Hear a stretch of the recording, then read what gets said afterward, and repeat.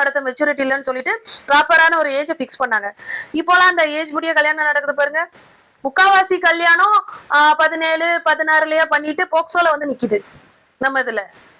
So அந்த மாதிரி நிறைய இருக்கு. அதாவது ஒரு மெச்சூர்டான ஏஜோ மெச்சூர்டான மென்டாலிட்டியோ இல்லாம கல்யாணம் பண்ணிக்கிட்டு சின்ன பிள்ளைத்தனமா கல்யாணம் பண்ணிட்டு 3 4 பிள்ளைன்னு பெத்து போட்டுட்டு அதுக்கப்புறம் அதுல வளர்க்க தெரியாம ஃபேமிலியை வந்து மெயின்டைன் பண்ண தெரியாம புருஷனுக்கும் பொண்டாட்டிக்கும் பிரச்சனை வர்றதா இதோட பேஸ்மெண்டே காரணம். சோ அதனால வெல் மெச்சூர்டா இருக்கும் போது கல்யாணம் பண்ணுங்க. உங்களுக்கு ப்ராப்பரா கல்யாணம்ங்கிறது இப்ப நம்ம ரீசெண்டா நம்ம உச்ச நீதிமன்றமே ஒரு இது போட்டாங்க. எப்படின்னா கல்யாணம்ங்கிறது 2 பேருமே கல்யாணம் பண்ணிட்டு இண்டிபெண்டா இருக்கணும்னு யாருமே நினைக்க முடியாது. அப்படி நினைக்கிறவங்க தயவு செய்து கல்யாணம் பண்ணாதீங்கன்னு சொல்றாங்க. எப்படியும் கல்யாணம் பண்ணா ஒருத்தங்களுக்கு ஒருத்தங்க டிபெண்டா தான் இருக்கணும், ஒருத்தங்களுக்கு ஒருத்தங்க அடிபணிஞ்சுதான் இருக்கணும். அவங்களுக்கு நீங்க இது பண்ணணும், உங்களுக்கு அவங்க பண்ணுவாங்க. நீங்க சொல்றத அவங்க கேட்கணும், அவங்க சொல்றத நீங்க கேட்டுதான் ஆகணும்.